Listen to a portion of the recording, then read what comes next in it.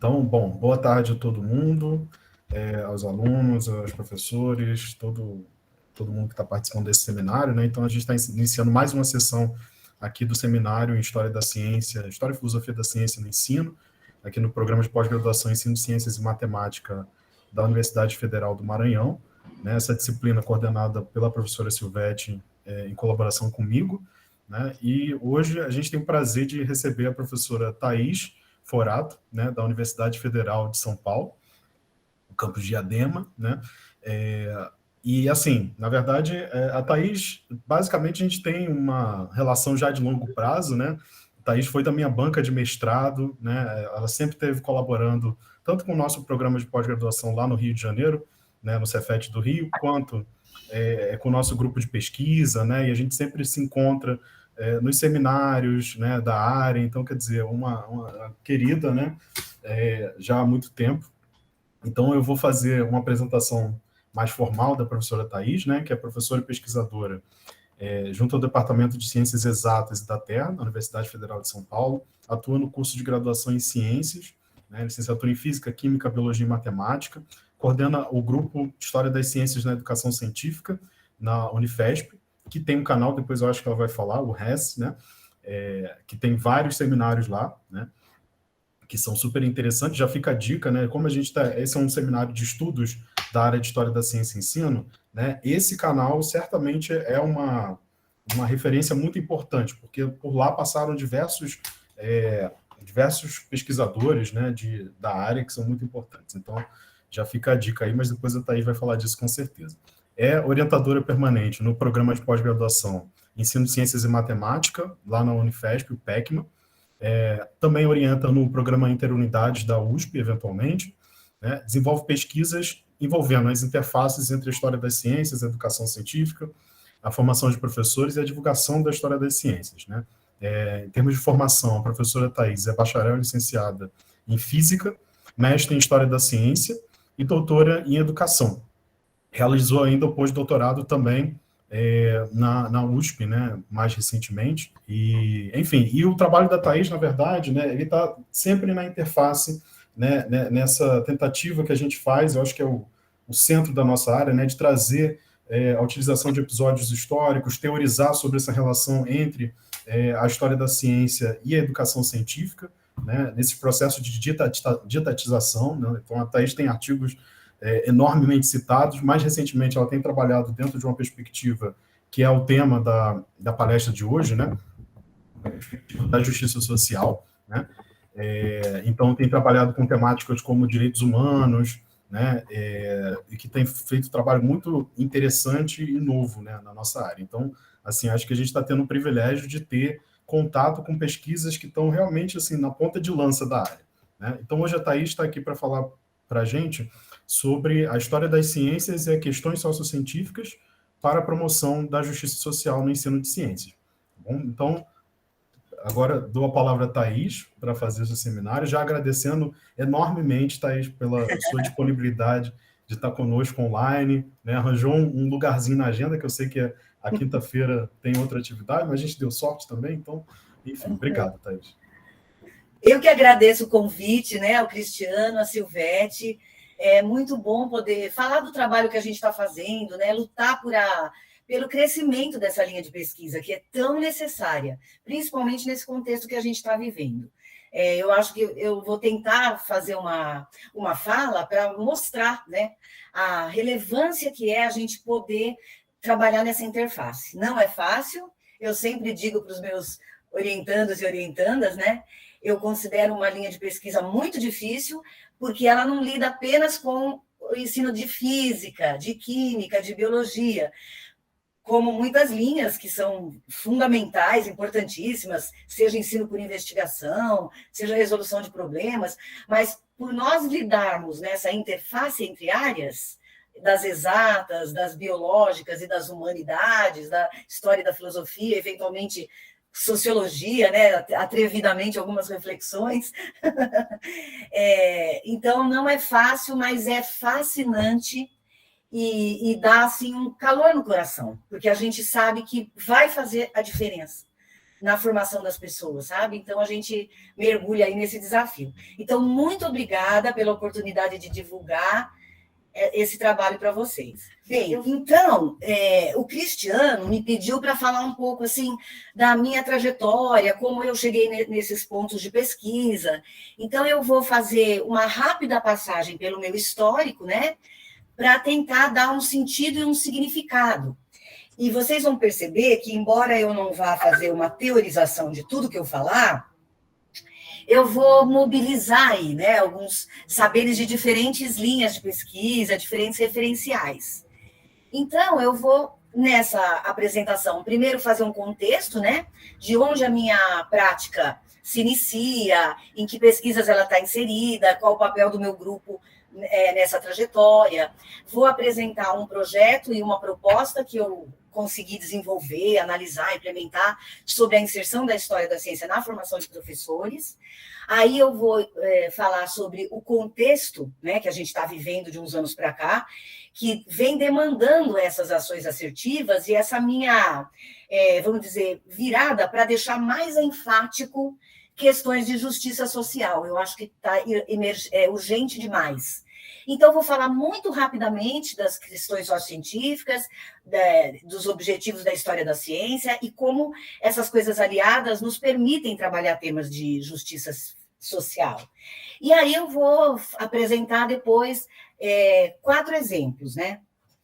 Bem, então, o Cristiano me apresentou, mas eu acho interessante comentar isso aqui com vocês. Eu finalizei o bacharelado em física em 84. E aí, naquele momento, eu precisava arrumar emprego, precisava, né, ganhar dinheiro, aquela coisa toda. E eu fui trabalhar numa área interna do Banco Itaú, numa área de planejamento financeiro, que era basicamente modelização estatística para produtos do mercado financeiro, do balanço do banco, do caixa do banco, essas coisas, né? Aí eu fiquei 5 anos, fui promovida, chefe de setor, chefe de divisão, mas, assim, era um lugar... E eu não me identificava, né, com o ambiente, assim. E aí eu saí em 89 e falei, bom, agora eu vou ver o que eu vou fazer. E, por acaso, peguei umas aulas de pedagogia de uma colega que estava em licença maternidade. E aí eu me apaixonei pela sala de aula, falei, nossa, meu Deus, é isso que eu quero, né? E quando as pessoas souberam, os conhecidos que eu estava dando aula, há uma carência muito grande de professores de física para o ensino médio. Então, me convidaram e eu comecei a dar aula de física. Eu peguei algumas vezes ciências na 8ª série, na época era a 8ª série, né? Agora é 9º ano, do Fundamental 2, e depois cheguei a ministrar também aula em 2 universidades privadas, na verdade, né? Então, é interessante eu falar, né, desse período aí, começando em 1990, que se estendeu até 2005, onde eu atuei no médio e no fundamental. Eu tinha uma paixão pela história da ciência, mas eu desconhecia a história das ciências enquanto área do saber. Então, eu utilizava aquelas narrativas ingênuas, estereotipadas, que são essas que existem nos livros didáticos, da maioria deles, né? Não todos. Alguns já estão incorporando versões e narrativas melhores, mais comprometidas, com uma historiografia crítica.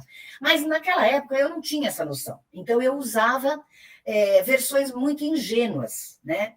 E, nesse meio tempo, uma das escolas que eu estava trabalhando exigia, né, a legislação que eu fizesse uma licenciatura. Aí eu voltei para fazer a licenciatura no mesmo lugar onde eu havia feito o bacharelado, que era a PUC de São Paulo. E aí eu já dispensava todas as matérias, né, específicas e ficava com as pedagógicas. Mas era aquele modelo antigo de licenciatura, diferente do que vocês têm hoje, né?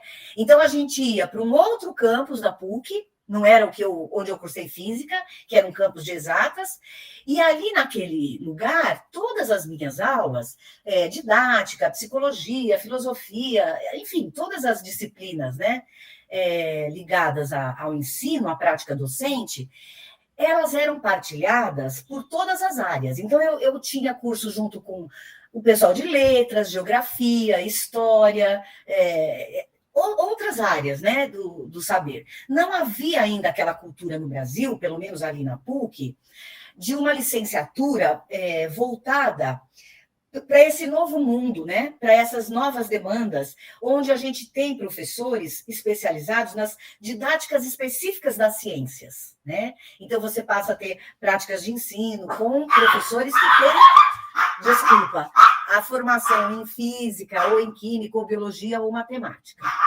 Nesse meio tempo, me recomendaram, perceberam que eu gostava muito de história da ciência, uma coordenadora falou, por que você não vai fazer mestrado? Eu falei, poxa, nem sei que isso existe, né? E lá fui eu para a PUC fazer o mestrado em História das Ciências. Aí eu gosto de brincar, eu falo, gente, eu sou 3 vezes filha da PUC, né? Fiz o bacharelado, fiz a licenciatura e fiz o mestrado lá. E aí, nesse mestrado, eu quase caí para trás, né? Quando eu comecei a assistir às aulas, era um mundo que eu não fazia ideia que existia. E aí foi me caindo a ficha, né? Eu fui me dando conta de que eu repetia aqueles mitos, o mito da maçã na cabeça do Newton, o mito do Arquimedes saindo pelado da banheira e gritando eureka, o mito das descobertas assim acidentais, dos grandes gênios e parará, e falava, eu ensinei tudo errado para os meus alunos. Eu ensinei o único método científico, dá aquele pânico, aquela crise, né? Aí eu concluí o mestrado, voltei para a sala de aula, né? Eu tive, na verdade, bolsa em 1 ano do mestrado só. E aí, nesse ano, eu me afastei das aulas por um tempo, para concluir o mestrado. Depois eu voltei para aulas de física, história da ciência e matemática numa universidade privada. E em 2005 também comecei o doutorado em educação. Lá no doutorado, qual era a minha ideia? Depois de eu ter contato com aqueles saberes especializados e árduos em história da ciência, né, com todas aquelas interfaces diárias que foram necessárias para criar essa linha de pesquisa, essa área do saber, melhor dizendo, aí ao longo do século XX, né, e trabalhando com hermenêutica e várias metodologias historiográficas para interpretação de fontes, era um saber muito complexo. E eu falava, como é que eu levo isso para a sala de aula?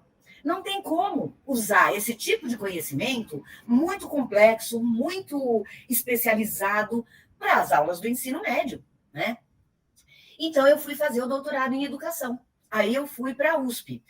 E lá eu tive bolsa da FAPESP nos 2 últimos anos. Então, também nos 2 últimos anos eu dei uma paradinha nas aulas, me dediquei apenas ao doutorado. E aí o meu doutorado foi justamente pensar como é que eu vou conciliar as demandas dessa didática das ciências, que foi aí que eu passei a conhecer, porque eu tinha feito aquela licenciatura antiga, o meu mestrado tinha sido em História da Ciência, não tive nada de discussão de ensino nas matérias que eu cursei, né? Então, eu fui tomando contato com a didática das ciências, essa perspectiva mais atual, e pensando como que eu vou conciliar isso com as, vamos dizer, prerrogativas da história da ciência, né? E aí eu me debrucei em fazer toda aquela análise teórica que resultou no artigo teórico de 2011, que é bem conhecido, né, Cristiano? Acabei também publicando outras partes da análise em outras publicações, capítulo de livro e tal. Desenvolvi um curso de 20 horas para a escola básica, pública, periférica, implementei o curso, preparei a professora, analisei os dados e, em função de tudo que eu tinha feito neste caminhar, eu propus algumas reflexões para auxiliar as pessoas a pensarem em aspectos que são importantes ao conciliar isso. Não é uma receita de bolo, não é siga esse procedimento, não. Uma vez que a pessoa já esteja mergulhada, né, já esteja envolvida com esses saberes, uma pessoa, por exemplo, que não teve formação em História das Ciências, aquelas ponderações auxiliam a pessoa a fazer essa adaptação, transposição, readaptação, né? Essa proposta para levar saberes especializados para a sala de aula. Aí eu fui aprovada na Unifesp, né? Ingressei em 2010, e o meu projeto lá era para começar, então, agora a análise de como implementar a história e a filosofia das ciências na formação de professores e professoras, né? E aí, logo no ano seguinte, eu já fundei esse grupo de estudo, a gente começou com estudo, porque éramos eu e 6 alunos da graduação, né? Estudo foi virando pesquisa, porque aí eles passaram a fazer IC, né?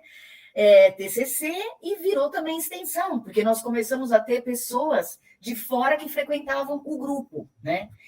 E aí, hoje, esse grupo congrega docentes de diferentes universidades, como eu falei para você, né? Parceiros e parceiras de pesquisa, o Leandro, que está aí, é um deles, né? Professores da escola básica, estudantes de graduação e de pós-graduação. Então, é esse grupinho aqui, o HSSE, que a gente fala RS, até a escolha do nome e do logo foi feita lá por nós 7, né? Eu e aqueles 6 primeiros aluninhos pensando, e aí, como vai ser o nome? Aí chegaram nesse acrônimo, todo mundo achou interessante, acabou ficando, e a gente escrevia HS²E, então ficava uma coisa assim, meio remetendo à matemática, né? A química, a física, dependendo se a gente colocava o 2zinho em cima ou embaixo. E aí, eu, como passei pelo grupo de formação, na época meu orientador foi o professor Roberto Martins, eu também passei a me vincular ao GHTC. Então, o GHTC hoje tem 8 grupos, que estão em 8 universidades diferentes, e o meu é um deles. Então, eu acho que é importante contar essa trajetória, né, para vocês.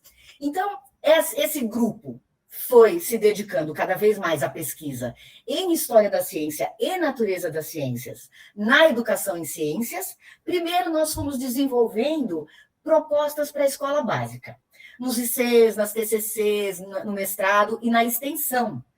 Professores, por exemplo, que não estavam vinculados à universidade, frequentavam como um projeto de extensão e faziam também propostas para suas aulas. E aí, aos poucos, eu fui migrando para começar também a produção de materiais para a formação de professores. Por quê? Não adianta nada você ter material para a escola básica, que a gente considere, né, com uma qualidade boa em termos de atender tanto a demanda da sala de aula, né? Eu falo como alguém que ficou 17 anos na sala de aula, então eu tenho esse olhar prático, né? Eu penso que a minha pesquisa não pode se desvincular da realidade, ela tem que ter esse diálogo com a sala de aula e, ao mesmo tempo, não cometer aqueles erros tão grosseiros que ainda são muito comuns, infelizmente, né? Na formação de pessoas, na formação dos nossos colegas docentes, enfim. Então, passamos a desenvolver essas pesquisas também para a formação de professores, certo? E isso tem um papel que perpassa assim, a minha trajetória, enquanto professora, enquanto docente, pesquisadora, formadora de novas e novos pesquisadores, né? E aí, esse grupo de pesquisa e extensão, ele passa a ser uma base na qual a minha ação se permeia, né? Então, por exemplo, esse primeiro quadrinho, quando eu entrei na Unifesp, a Unifesp já tinha essa demanda por nós trabalharmos nesse tripé, ensino, pesquisa e extensão. E justamente o RES era o local onde isso se materializava. Eu ia, por exemplo, propondo atividades didáticas para a formação de professores, ali eu observava, coletava dados, fazia as minhas reflexões, geralmente usando narrativas autobiográficas, né? Reflexão do pesquisador, o professor pesquisador, eu ia observando o que eu poderia melhorar, o que foi bom, o que foi ruim, o que faltou, discutíamos no grupo, implementávamos essas discussões na extensão, voltava para a sala de aula no semestre seguinte. Então, tudo isso foi dando essa sustentação para a minha prática, né, em todas essas áreas. E de 18 para cá, 2018, a Unifesp passou a nos demandar a curricularização da extensão, né? Então, no nosso caso, o que a gente fez? Em 2018 e em 2019, antes da pandemia, 1, 2, 3 vezes no semestre, a depender da situação, da disciplina, nós trazíamos alunos da escola básica e os nossos discentes, né, os nossos licenciandos e licenciandas, ministravam aulas para aqueles grupinhos, né, de estudantes do ensino médio e os docentes presentes fazendo, obviamente, uma supervisão, avaliando como que eles estavam se saindo, e foi uma experiência maravilhosa, foi muito legal. Quando veio a pandemia, não tinha mais como trazer os estudantes, nem nós estávamos na universidade, estava todo mundo trabalhando online, né? E aí, o que nós fizemos? Nós passamos a trazer alguns professores do ensino médio para participar dessas aulas que estavam ocorrendo online, principalmente as aulas de práticas pedagógicas de física, que eram as disciplinas as quais eu era a responsável, né? E aí eu comecei a perceber que eu estava avançando na pesquisa, nas produções, na formação de professores e tal, mas eu falava, mas como é que a gente vai extrapolar esses muros da academia, né? Como é que eu chego na escola básica? Como é que eu chego na sociedade com essa visão ingênua sobre as ciências que ainda permeia a mídia, as falas, as concepções pessoais, os livros, as revistas, os filmes, tudo, né? Então, um dos caminhos era aquele que eu já estava fazendo, que é, vamos atuar na formação de professores, porque só assim esse saber chega na escola básica. E vamos atuar na extensão, trazendo mais gente para participar do grupo. Mas sentimos também a necessidade de começar a pensar a divulgação da história da ciência. Foi aí que surgiu a ideia de construir aquele site. Num primeiro momento, ele era voltado para fazer vídeos curtos, de menos de 10 minutos, sobre recortes de episódios históricos. Então, voltados para a escola básica. Tanto os professores da escola básica poderiam usar nas suas aulas, como nós, formadores de professores, poderíamos utilizar nas nossas aulas, para que esses professores vivenciassem essa prática, de usar aqueles vídeos na sala de aula, né? Como fazer isso, que discussão propor. E aí desenvolvemos uma metodologia, estudamos até a questão de legislação, de divulgação de imagem e tal, e fizemos o primeiro vídeo, que é aquele que vocês vão ver lá no site, sobre o Lamarck, que tinha sido o TCC do Matheus, que era um daqueles primeiros 6 alunos que estavam comigo lá em 2011, fundando o grupo, né? E ficou muito bonitinho o vídeo. Claro que não se compara a uma produção cinematográfica profissional, né? Mas ficou interessante. A gente tem recebido assim um retorno positivo. Com a pandemia, não tinha mais o estúdio da Unifesp para poder gravar, não tinha mais bolsa para poder pedir ajuda para coleta de imagens, a escrita dos roteiros foram se tornando cada vez mais difíceis, porque a gente começou a ser muito demandado em outras coisas, e o canal já estava criado. Eu falei, meu Deus, e agora? Aí percebemos que aqueles vídeos que os professores que estavam vindo, né, ministrar seminários no nosso grupo online, o Cristiano foi um dos primeiros, né? Se não foi o primeiro, preciso até olhar lá. Aí nós começamos a gravar esses vídeos e disponibilizar no canal. Então, hoje, a gente está preparando 3 tipos de playlists. Uma playlist com os vídeos que nós não desistimos, nós vamos voltar a fazer, curtinhos, pensando numa divulgação mais ampla. Vamos manter os vídeos de seminários de pesquisa, nós queremos que todo mundo do Brasil tenha acesso a tudo, porque não estamos divulgando vídeo só nosso, muito pelo contrário. Estamos chamando colegas de todos os lugares, né, para trazerem as suas perspectivas, porque isso soma, né? Isso soma. E aí agora a gente vai iniciar uma terceira playlist, que são vídeos de orientação para a construção de um projetinho em História das Ciências, né? Inicialmente assim uma IC, um TCC, depois vamos aprimorando. Então a gente vai começar a fazer essa série de vídeos para quem está também querendo entrar na área e ainda não tem um grupo de pesquisa em algum lugar, né? Então é isso. Aí então a gente tem esse canal no YouTube, que pelo nome vocês localizam, né? Tem o site do grupo e a produção do grupo dá para encontrar no meu Lattes, porque dos alunos, dos parceiros, né, os colegas docentes, eu também participei, então tem lá, só que não está atualizado, viu, gente? 2021. Eu não consegui abrir o Lattes em 2022 ainda. Bem, então, essa minha trajetória, né, de História das Ciências, Natureza das Ciências na formação de professores, ela vem permeando desde 2010 as minhas ações. Então, primeiro aquela pesquisa pessoal, que eu entrei na Unifesp e comecei a fazer a reflexão sobre as minhas aulas, né? Então, eu como objeto de pesquisa, a minha atuação, a minha própria atuação, né? Como que eu conseguia mobilizar os alunos, em que medida, que estratégias traziam bons resultados, enfim. Com esses primeiros resultados, eu escrevi um projeto universal, consegui aprovação. Logo depois desse projeto, eu emendei esse pós-doutorado, né? Que também eu consegui uma bolsa PNPD da CAPES, me submeti uma proposta ao edital e fiquei classificada lá em primeiro lugar e consegui. Então, tudo isso foi me ajudando a ir aprofundando, sistematizando esses saberes. Mas, o que eu acho que é muito importante é que aquela Thaís que nasceu na sala de aula, que tem esse olhar prático, que sabe o que é cobrado do professor, do peso que tem nas costas do professor, que eu acredito até que hoje esteja até mais exigente, vamos dizer assim, do que era na minha época, né?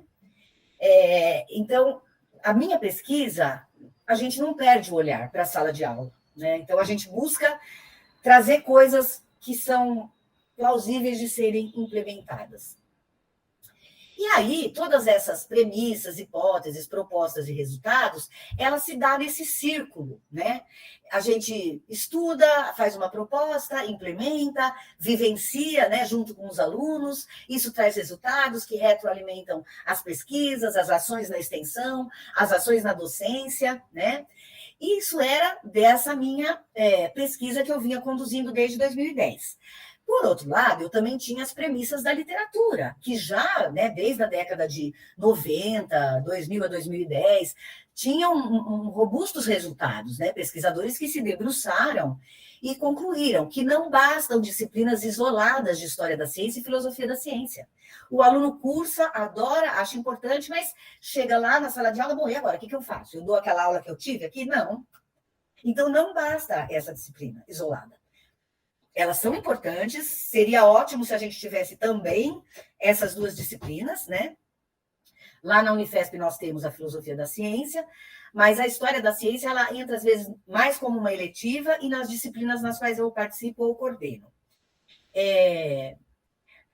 A literatura já falava muito sobre os desafios que os professores enfrentam na sala de aula, no ensino médio. Havia também pesquisas falando do conflito entre as culturas escolares, né? Do que eu estou falando aí agora? Estou falando no nosso escopo de atuação, nós docentes, né? Por exemplo, eu tive o bacharelado em física, eu tive um tipo de formação, uma visão sobre a ciência, né? Então, todos os meus colegas do bacharelado que seguiram a pesquisa, o mestrado, o doutorado em ciência básica, né, ciência aplicada, em física mesmo, ou química, ou biologia, eles tiveram contato apenas com esse enfoque. Enquanto que você pega o pessoal que fez licenciatura, mestrado e doutorado na área de ensino, de educação, nós tivemos também uma formação humanística que lida com esses saberes. Então, você tem, por exemplo, num determinado curso, 40 docentes da área básica e 6 ou 7 que tem essa formação, nem que seja mínima, em História e Filosofia da Ciência. O que vai predominar na formação dos nossos alunos? Então, é muito difícil. Então, uma das minhas hipóteses era, eu preciso conquistar as colegas e os colegas do bacharelado, da pesquisadora, para também trabalhar com a história das ciências. Então, eu percebi que no meu grupo de física, alguns deles se interessavam, me pediam artigos, inclusive, né? E, geralmente, no começo desse diálogo, eles pediam artigos do Roberto Martins. Por quê? Porque tinha um conteúdo do que eles estavam trabalhando na sala de aula.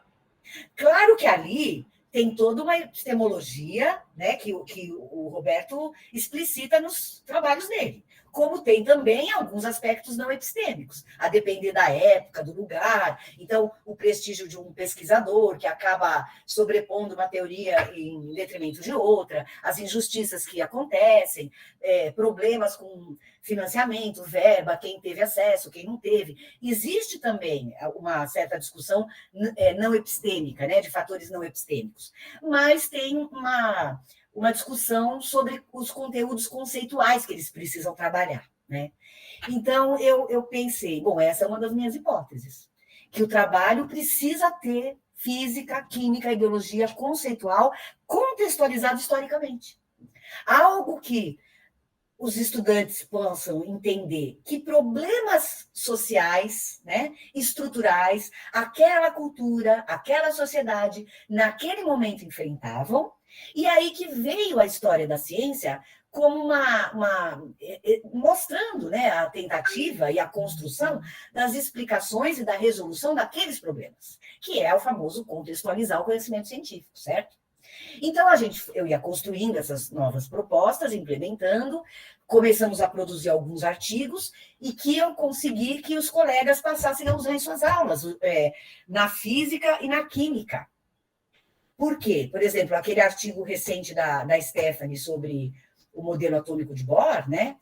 O Bohr está num contexto muito mais amplo ali. Então, a gente vem discutindo desde espectroscopia no 19, toda a série de conceitos envolvidos na proposta de um, de outro, e aquele monte de aspecto epistêmico também ali, imbricado, né? Inclusive alguns não epistêmicos. Quem que era o editor da revista, quem favoreceu quem que o pai era amigo de quem.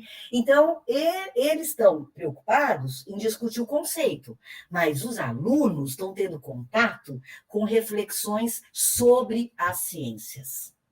E isso é fundamental, vocês vão ver quando eu chegar lá na minha proposta, né?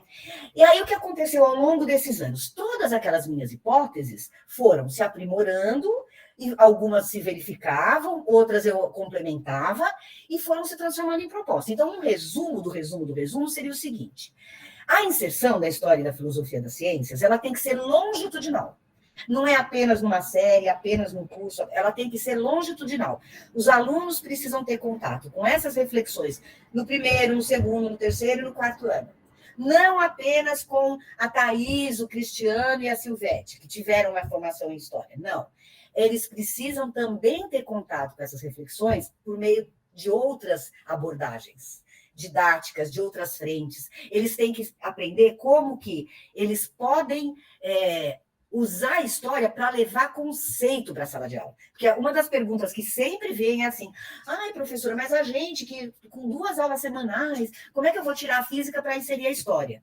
E o que a gente defende é o oposto. A gente defende, não, você não vai tirar a física, você vai usar a história como metodologia para ensinar a física, né? E eles só vão compreender isso se eles vivenciarem isso. Então, em diferentes disciplinas e por diferentes docentes, ou seja, tem que conquistar o pessoal da pesquisa básica, né? Utilizando materiais produzidos por historiadores, filósofos, educadores que fazem pesquisa nessa linha. Não precisa necessariamente ter feito um doutorado em História da Ciência, mas alguém que está lá, desde o mestrado, né? Compreendendo essa interface entre áreas e tal, para que a gente não tenha o reforço do estereótipo que permeia a sociedade e que tem a função nefasta de perpetuar a desigualdade, a submissão de uns povos em relação a outros, de uma raça em relação a outra, de um gênero em relação a outro, etc. Daqui a pouco vocês vão ver por quê, né? Então, a ideia é permitir que esses professores vivenciem essas diferentes possibilidades, para entender que é possível usar a história para ensinar física e ainda vem de brinde filosofia da física, da química, da biologia, da matemática, certo? Então, resumão, todas essas disciplinas aí da formação básica, né, etc. Essas disciplinas precisam ter, não ela toda, mas pelo menos algumas abordagens utilizando narrativas sobre episódios históricos, para a compreensão daquilo que eu estava falando, né? Como é que se deu o desenvolvimento de uma determinada lei? Que até então eu decorava uma fórmula, substituía os dados e calculava e não fazia ideia nem do que eram aquelas variáveis, do que eram aqueles conceitos. O ensino médio, então, é uma tragédia, né? E aí, embora esses nossos colegas possam não fazer a discussão sobre aspectos epistêmicos e não epistêmicos, elas estão lá no texto e são provocativas e chamam a atenção, os alunos vão perceber, certo? Então, esse futuro professor, professora, vivencia e compreende como que a abordagem pode favorecer o aprendizado desses conceitos científicos. Por outro lado, você tem aquelas matérias voltadas à inserção das questões étnico-raciais, e elas são dadas por alguém que vem da área de ensino. né? Então, aí sim, a gente pode propor, não só, obviamente, você tem muitas maneiras de chegar a essas questões. Hoje a gente tem artigos, livros, muitas pesquisas mostrando, né, como que os colegas têm feito, certo? Então, aqui eu estou dizendo que uma das maneiras é entrar com narrativas históricas que vão perpassar os saberes dos nossos povos originários. Tá certo? Eles têm um conhecimento riquíssimo, valiosíssimo, que é uma área que é chamada de astronomia nas culturas, ou etnoastronomia, e que vai trazer a cosmovisão dos povos originários. Então, isso já vem sendo defendido pelo D'Ambrosio desde a década de 80, pelo menos. Aí tem o Cardoso, o Afonso, Lima, Santos, enfim, vários colegas, né, que estão produzindo saberes nessa interface.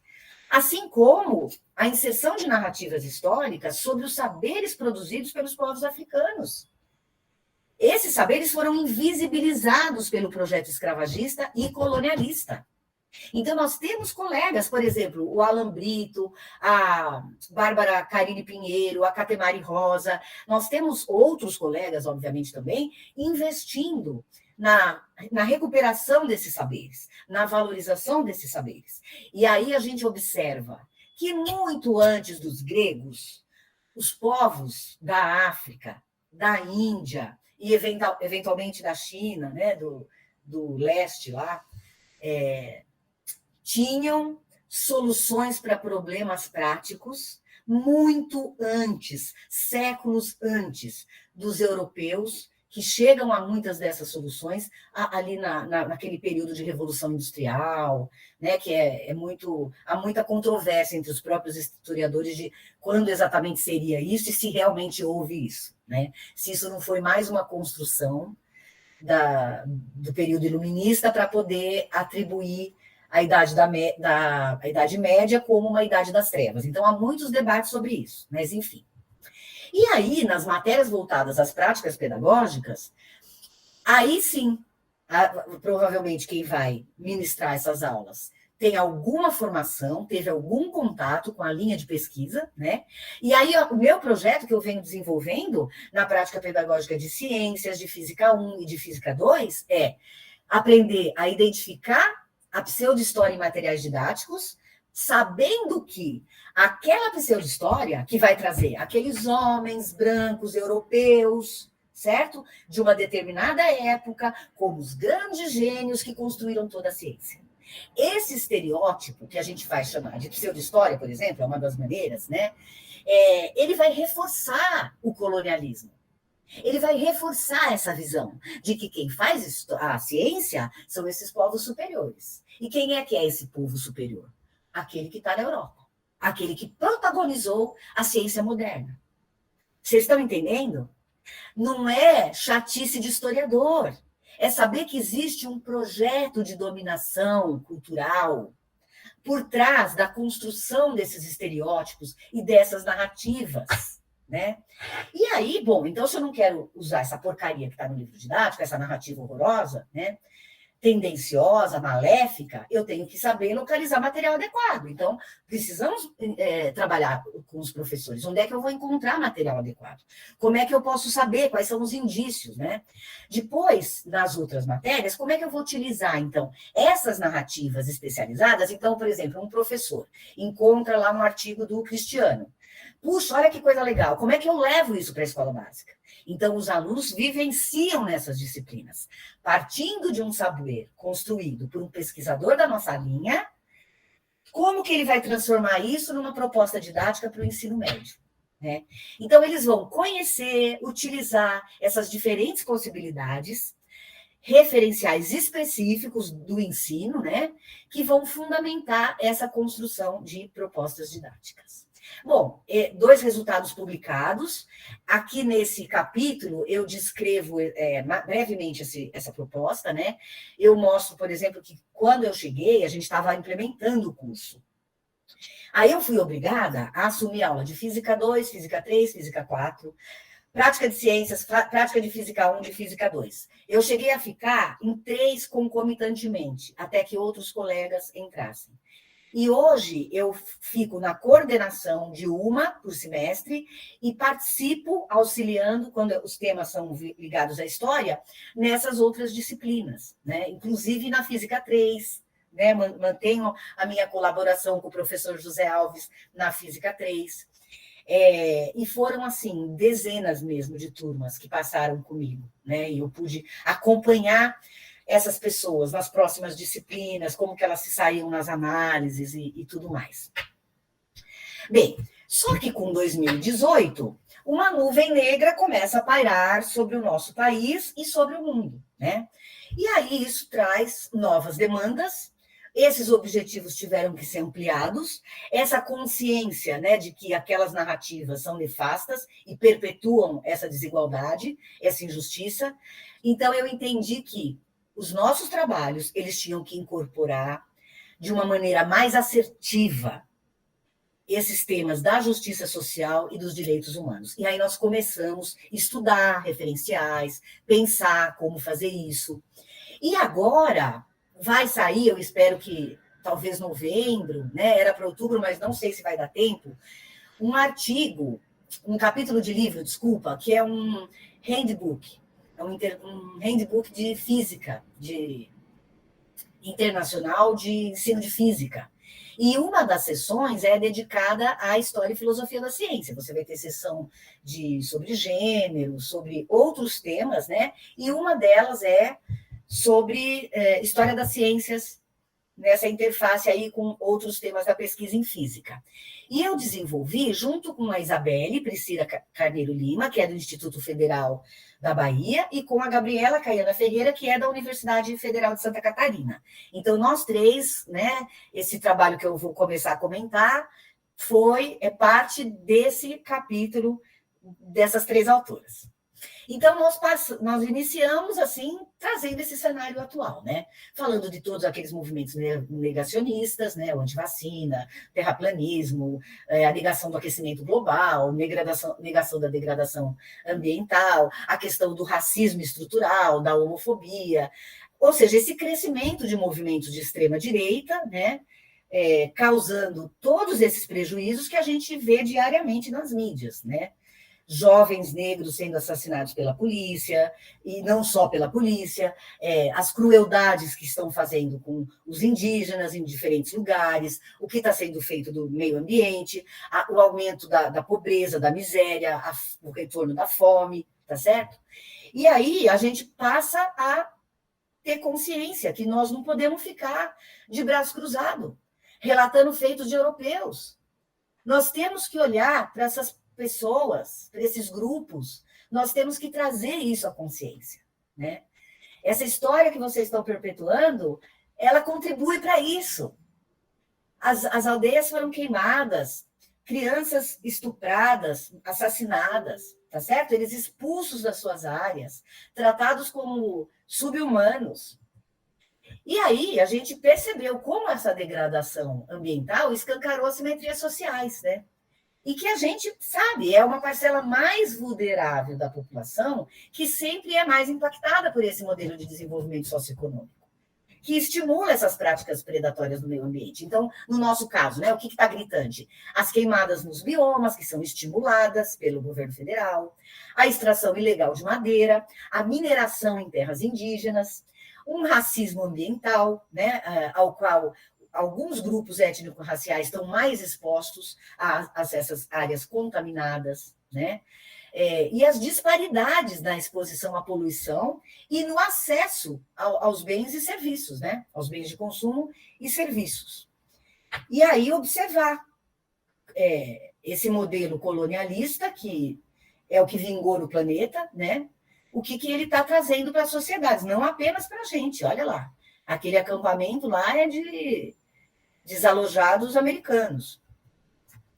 Então, a gente observa que esses extremos no ciclo hidrológico global, né, muito em função dessa degradação ambiental, causando deslizamentos e inundações, trazendo mortes, surgimento de novas doenças, né? O Covid mostrou essa discrepância global no acesso aos tratamentos, à educação, aos EPIs, né? como os valores eurocêntricos colonialistas, que ao longo de séculos têm configurado essa relação de subordinação racial, étnica, cultural, continua afetando povos originários e imigrantes em todo o mundo. Então, antes, quem olhava, né, para os imigrantes árabes, o que eles estavam sofrendo na Europa, nos Estados Unidos? Quem olhava para o que estava sendo feito com os povos originários, principalmente no Brasil e em algumas outras nações?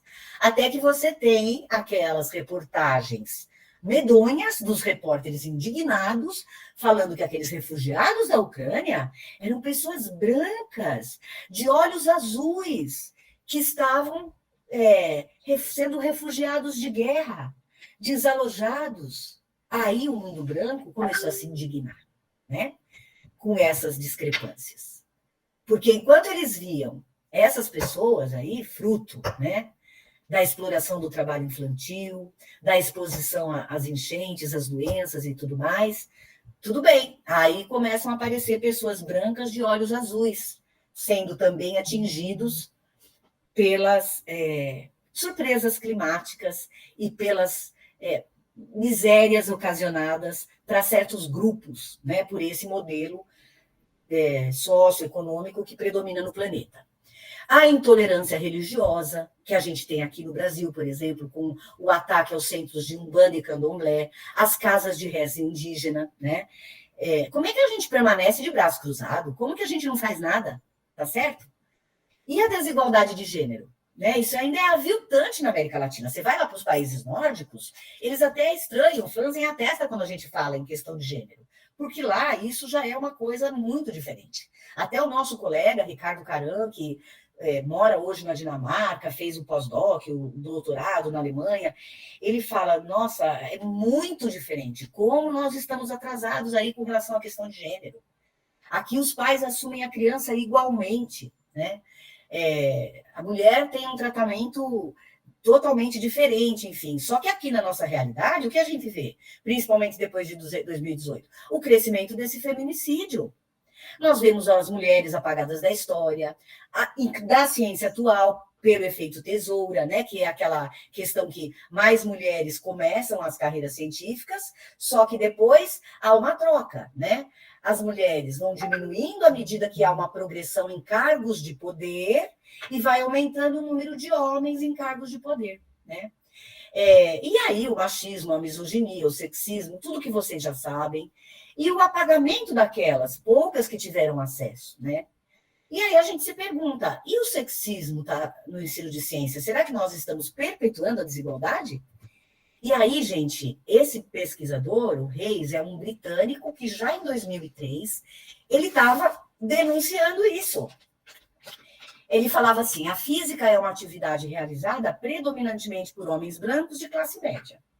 Um número maior de professores percebe que o conteúdo do que eles ensinam e a forma como eles ensinam pode colocar os alunos dentro ou fora da ciência, na hora de fazer a escolha, né? E as meninas e meninos? Será que eles devem receber abordagens de ensino idênticas? O que seria uma discriminação? Fazer uma abordagem diferente? Ou entender que você tem que fazer múltiplas abordagens numa sala de aula para atingir os diferentes perfis que existem numa sala de aula, independente do gênero, né? Independente do gênero. E aí a gente percebe que nós naturalizamos, nós fomos formados em uma perspectiva de ciência moderna que foi desenvolvida naquele determinismo eurocêntrico, né? Que dá até hoje uma mensagem ao mundo. Quem é que pode aprender, praticar e ensinar ciências? Quem é que vai deter o poder? E que essas consequências, né, desse modelo de ciência, elas vão além de falar que não, as mulheres têm direito a fazer pesquisa e merecem ter reconhecimento. A questão não é só essa. A questão é você ter um grupo plural, para além da questão de gênero. Um grupo plural, em diversos aspectos, fazendo ciência. Porque um grupo plural, ele oferece novos olhares, novas questões e uma perspectiva diferente e plural para enfrentar problemas sociais e científicos.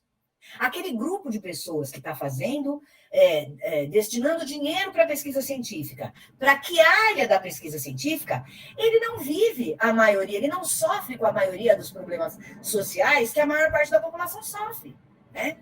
As soluções buscadas, elas são homogêneas, daquela cultura eurocêntrica, brancocêntrica, machista, né? Que forma esses grupos. E aí você vê que se as sociedades são caracterizadas pelo pluralismo, a ciência também tem que refletir esse pluralismo. Ela tem que ser plural, nas suas diversas peculiaridades e historicidades, né? Então, a crítica feminista, ela se refere ao modelo de ciência, aos protocolos de pesquisa baseados apenas em um grupo praticamente uniforme que representa uma ciência colonial. E aí, como é que é possível a gente naturalizar tantas injustiças? Como é que a gente permaneceu tão passivo por tantos anos, por tantas décadas, por tantos séculos, né? Então, qual que é a nossa responsabilidade enquanto professoras, professores, pesquisadoras e pesquisadores e cientistas? Como é que a gente não vai questionar nossas práticas, né? Como é que eu vou continuar ensinando mecânica, a história da mecânica, e não vou falar que o desenvolvimento da mecânica foi muito impulsionado pelas guerras, em todos os períodos da história humana. Ninguém pensou numa catapulta lá nos primórdios para jogar flores dentro das muralhas, né? Como é que eu vou ensinar a termodinâmica, a história da termodinâmica, sem falar do seu papel na Revolução Industrial, sem debater a degradação ambiental, né, que essa Revolução Industrial trouxe, e a exploração do trabalho humano, cruel, que passou a ocorrer ali na Revolução Industrial em larga escala. Antes havia, mas aí passa a ser a normalidade social, né, o modo como as sociedades vão se organizar. Como é que eu vou abordar qualquer episódio de história da ciência sem discutir o seu papel na construção das culturas humanas, na organização sociopolítica da sociedade? O desenvolvimento da ciência, que contribuiu para muitos avanços, né, trouxe benefícios para algumas pessoas, só que trouxe exclusão e miséria para outras, né? A gente participa desse empreendimento, forma cientista, para perpetuar esse modelo. Nós temos que atuar na raiz do problema, né? E trazendo consciência para os estudantes. E como é que a gente vai, então, preparar esses professores das ciências para lidar com esses desafios, compreendendo como os conceitos científicos estão, sim, vinculados aos temas sensíveis de justiça social? A guerra da Ucrânia, os bombardeios, a bomba nuclear tão temida, os equipamentos de guerra, de espionagem, eles partem de desenvolvimentos científicos. Percebe? Como que a gente não usa isso para pautar tema de justiça social, né? E aí a gente faz, então, essa defesa de que agregar a proposta de questões sociocientíficas, que é uma linha que vem se consolidando lá desde o finzinho da década de 90, né? No ensino de ciências, e a história das ciências, como uma parceria que vai nos ajudar a promover essa justiça social.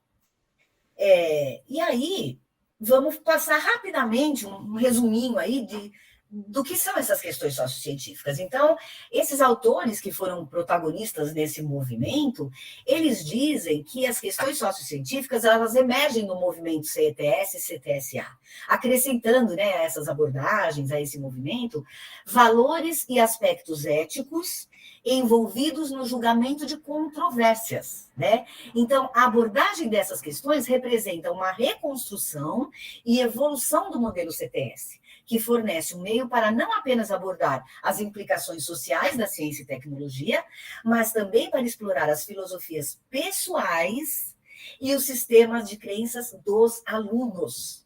Essa é a diferença. Não apenas as filosofias e as crenças dos protagonistas das ciências e da tecnologia, né? Agora é olhar para o aluno. E aí eles defendem que as questões sociocientíficas vieram para superar aquelas críticas que o movimento CTS recebia, né? Que era não contemplar o contexto das experiências pessoais dos estudantes, não abordar as dimensões éticas das ciências do ponto de vista dos estudantes, né? Não incorporar o desenvolvimento moral e emocional dos estudantes. À medida que você traz temas tão nevrálgicos e pesados para serem tratados na sala de aula, Não incorporar o desenvolvimento, não explorar o potencial pedagógico da argumentação. Argumentação, outra linha aí no ensino, né?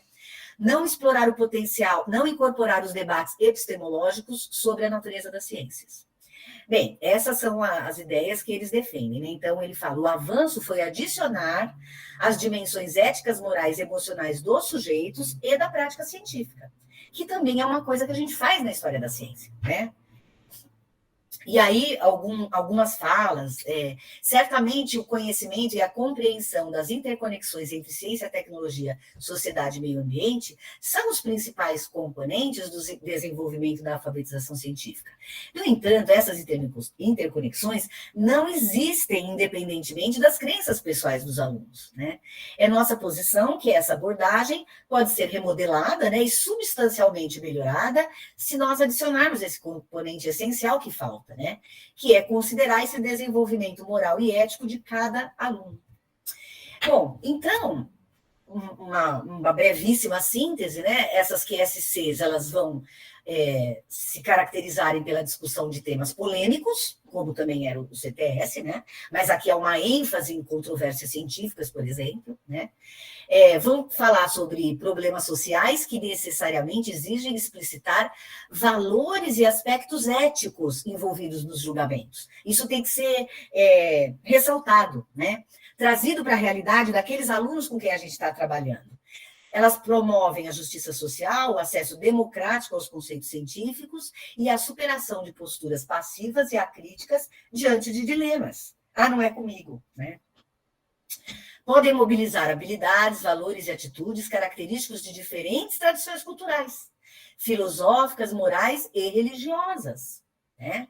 Promovem o desenvolvimento social, político, moral e ético, e sustentam discussões explícitas e reflexivas sobre a natureza das ciências, né? Que tanto em seus aspectos epistêmicos quanto em seus aspectos sociais. Então, ela vai proporcionar um arcabouço teórico para focar no desenvolvimento desse pensamento ético, reconhecendo outras visões de mundo, múltiplas identidades, incluindo perspectivas culturais, étnicas, religiosas e de gênero, né? Reconhecer os prejuízos para a vida humana causados pelo preconceito, pela desigualdade, pelas exclusões, pela ganância, pelo ganho imediato e predatório do ambiente e de seres humanos, isso são as nossas falas, né? Compreender a necessidade de combater tais perspectivas nefastas, injustas, que levam à miséria, à fome, às opressões e às guerras. E aí, se nós olharmos para os objetivos que a história das ciências vem buscando, lá desde 1980, e vem se aprimorando, e vem agregando benefícios formativos, pedagógicos, que a história da ciência permite, né? Humanizar a ciência, dar significado às leis, toda aquela lista enorme que vai aparecer em muitos dos artigos e trabalhos da área. Ela está em confluência com a história da ciência. E nós fizemos uma defesa disso nesse artigo. Ah, mas por que vocês tiveram que fazer essa defesa? Porque ela não é consensual. Então, por exemplo, tem um artigo do Douglas Altin, que é, inclusive, um referencial teórico que eu adoto, né?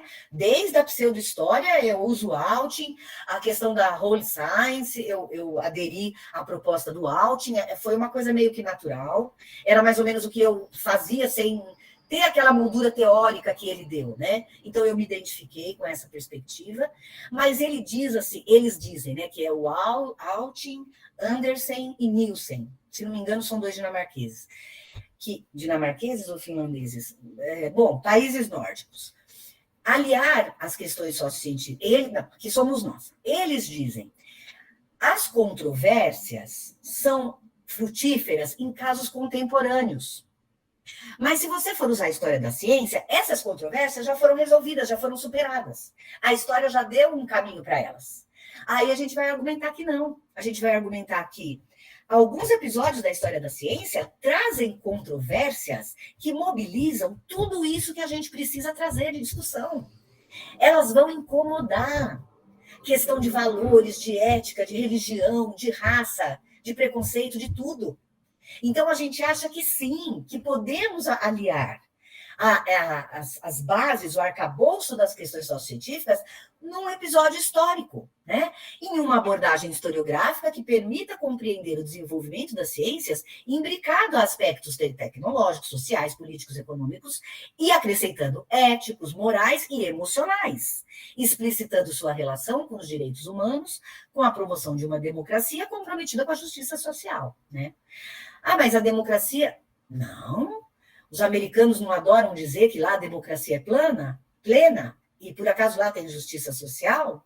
Todo mundo tem acesso às mesmas coisas, né? É o que eles consideram como uma democracia, né?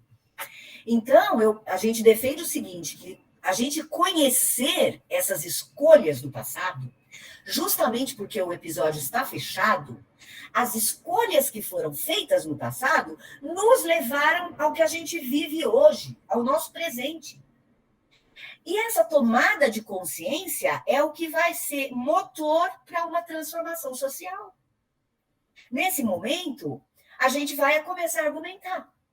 Estudar a história da ciência com esse direcionamento favorece a discussão de sua influência nos processos que contribuíram para uma organização planetária com tantas situações de violação de direitos humanos. Esses episódios vão mostrar apagamento de mulheres, colaboradoras, auxiliares, outros povos periféricos na construção das ciências, chamados periféricos por eles, né? E como tais narrativas podem contribuir, e de fato contribuíram, para esses projetos de dominação cultural. Né? Quem diz isso é o D'Ambrosio.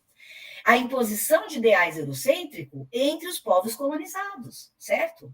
Então, isso nos permite refletir como essas narrativas históricas tendenciosas, que ainda predominam, mesmo com o esforço de 5 décadas de pesquisadores na história da ciência no ensino, né? Mas como elas estão sendo utilizadas para manter esse projeto de dominação cultural. E, principalmente, que nem o D'Ambrosio diz, né?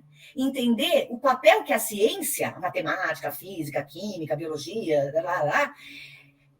desempenha nesse confronto entre as forças que moldam o mundo, certo? Então, gerações e gerações e gerações de professores vêm perpetuando essas narrativas que estão nos livros didáticos, enaltecendo aqueles gênios europeus que construíram essa ciência moderna, que é quem pode fazer para praticar ciência.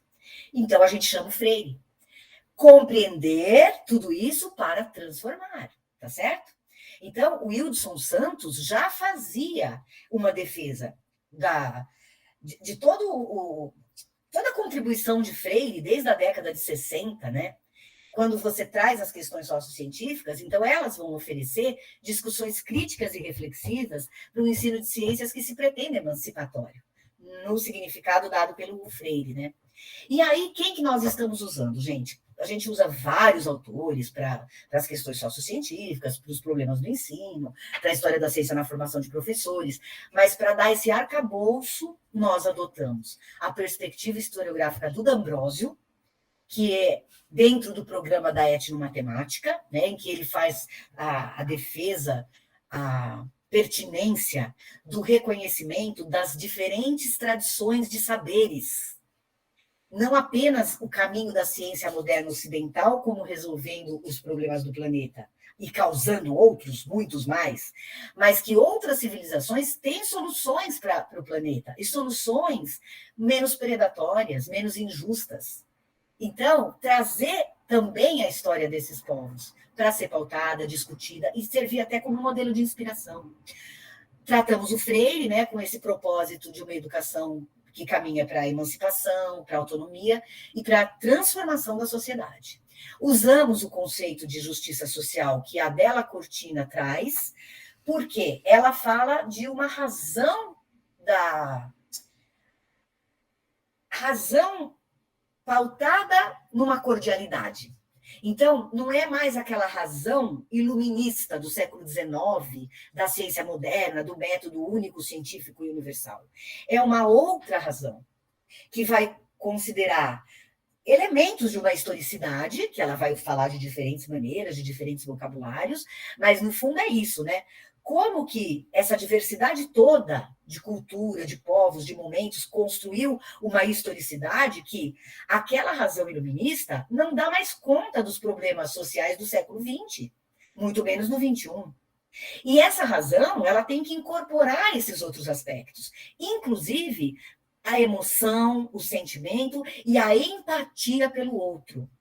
Ela defende que professores e professoras podem ensinar as pessoas a ter empatia.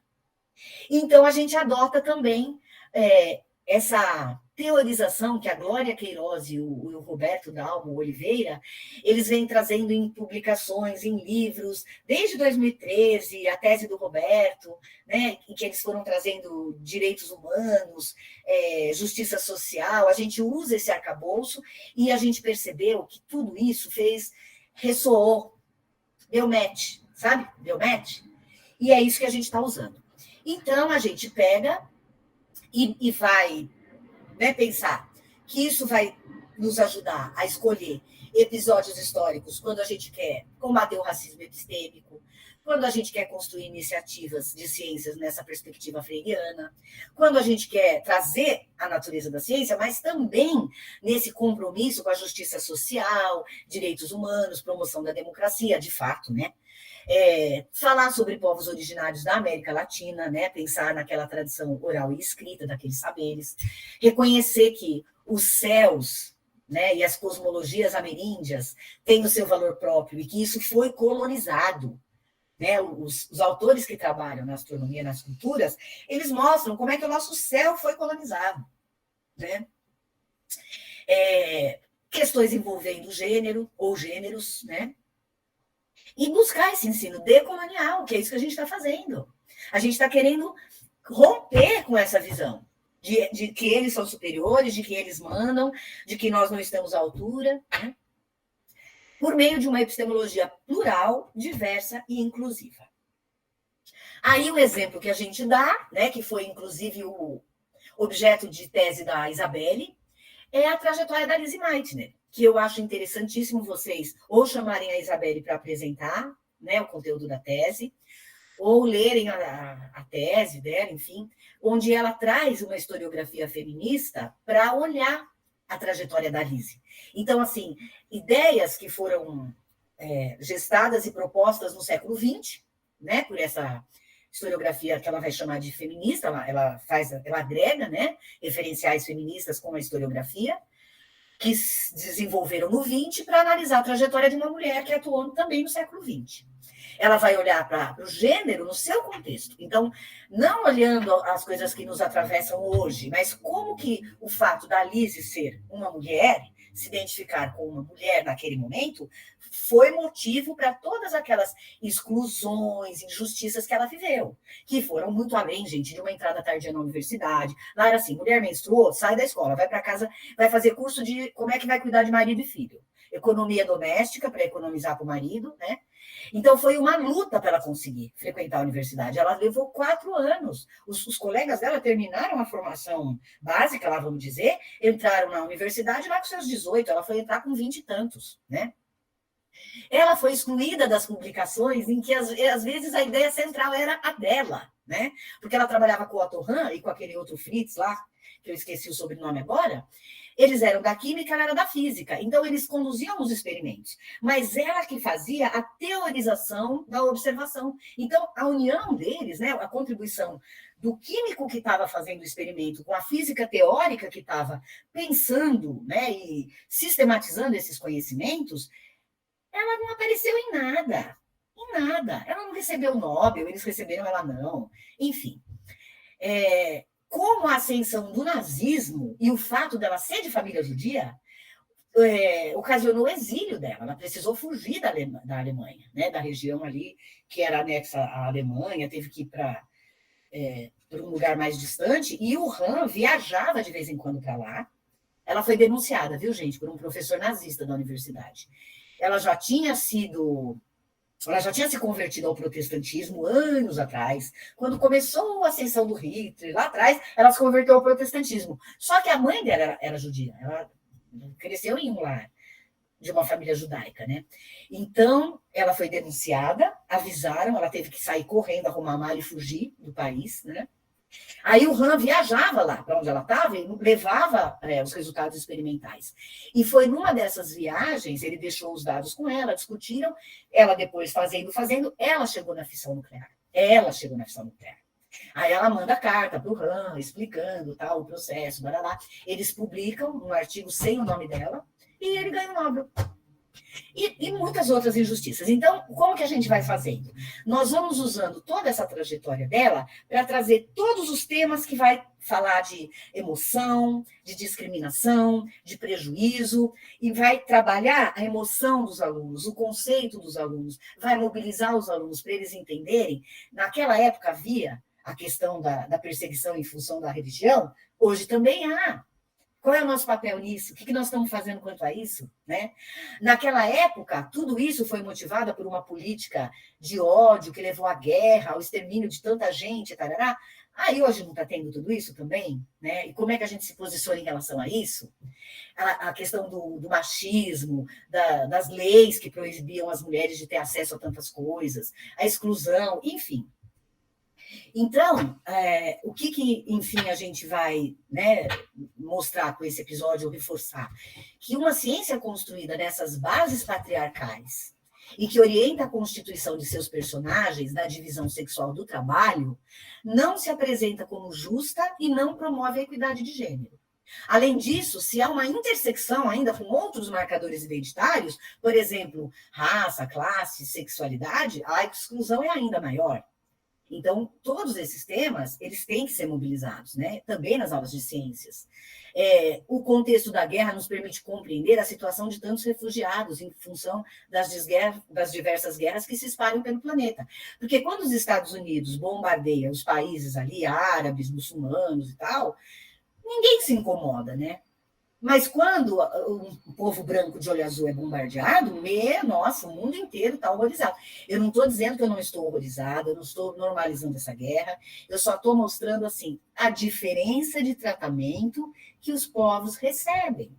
E que isso para eles é tão natural que vários repórteres, eu não sei quem viu um videozinho, vários repórteres expressavam aquele racismo nas suas falas, dizendo que eram pessoas brancas, que eram europeus nessa situação, faziam assim, aquelas caras de indignação, é uma coisa nojenta, né?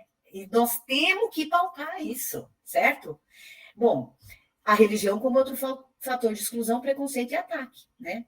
E as perdas que isso vai ocasionar para as pessoas e para a sociedade. Vocês imaginam se a Lise e outras mulheres e outras pessoas com outras perspectivas culturais, religiosas, de gênero, de intelecção do mundo, sempre estivessem participando da ciência? Imagina o quanto isso teria sido benéfico, quantas coisas poderiam ter sido desenvolvidas. Não porque a mulher, mas porque é uma pluralidade, é um grupo plural que está trabalhando e pensando aquelas questões. Aí, pessoal, eu vou fazer uma pausa, é o seguinte, eu tenho até outros exemplos aqui para mostrar, mas se vocês acharem que isso é suficiente, eu só mostro quais são os artigos, e aí a gente já abre para perguntas. O que vocês acham? Esse aqui é um artigo escrito pelo Francisco, enquanto ele fazia um projeto de extensão comigo, antes dele entrar no mestrado, que dá para trabalhar questões sociocientíficas e história. Vai trazer o Bartolomeu de Gusmão, episódios atuais. Outro é esse que eu recomendei a leitura, falei para o Cristiano que esse aqui era um artigo que pautava um pouco do que a gente está fazendo e tal, né? Também dá para trabalhar em aula de física, química, biologia, direito, medicina, ciências da saúde, porque ele perpassa todas essas áreas.